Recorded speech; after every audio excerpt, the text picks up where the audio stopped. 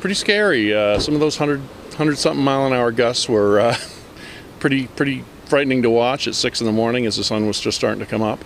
I think this street probably has some of the worst damage that I've seen in Wilmington so far. We lost some siding and some fence, but that's really about it. So everybody's safe. Dogs, cats, wife, niece, everybody's good to go.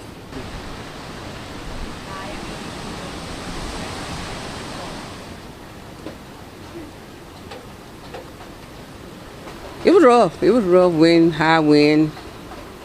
It was rough. Cracking sounds. Windows falling, cracking. What kind of damage did you have? Well, we're not sure right now. Right now, we hadn't really assessed everything yet.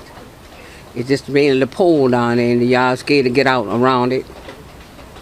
Because there might be electrical lines. Oh yeah. I don't want to take a chance on that.